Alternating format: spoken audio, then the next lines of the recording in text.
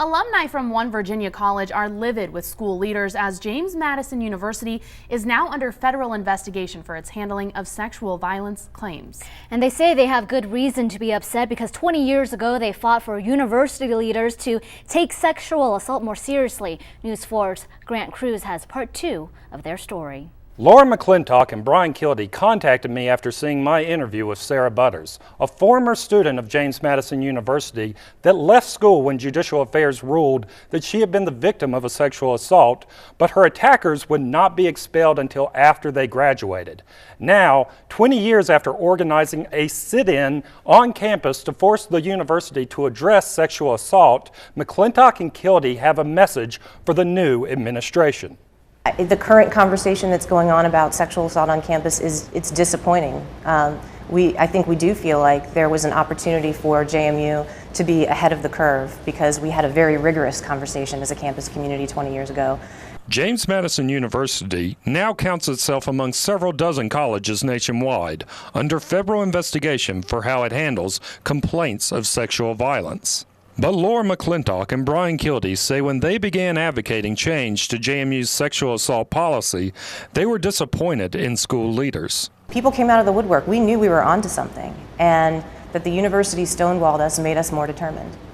Before Kildee and McClintock held their sit-in at Alumni Hall, stories they heard from victims about their meetings with the university shocked them. Survivors who complained or wanted to take action, wanted to have the university do something, were sat down with an administrator and told, really the best thing for you to do at this point would be to leave the university. Perhaps more disturbingly, I was recently contacted by a current JMU student, the victim of a brutal rape. She doesn't want her identity revealed, but did say when she spoke to school leaders about the attack in 2012, she too was advised to consider leaving school. JMU has engaged in a backslide on the issue of sexual assault.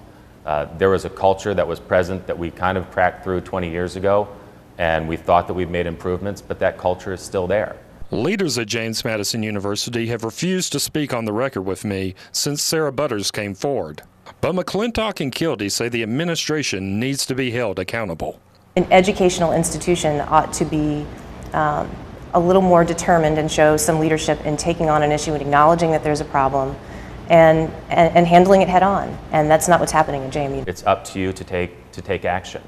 The university, the administration, when we were there, wouldn't have done anything if the students hadn't forced them to. In Harrisonburg, Grant Cruz reporting. In September, James Madison University said in a statement hearing panels for charges filed against students will now only include faculty and staff professionally trained on these issues. And no word yet when federal investigators will release their findings regarding JMU and other colleges.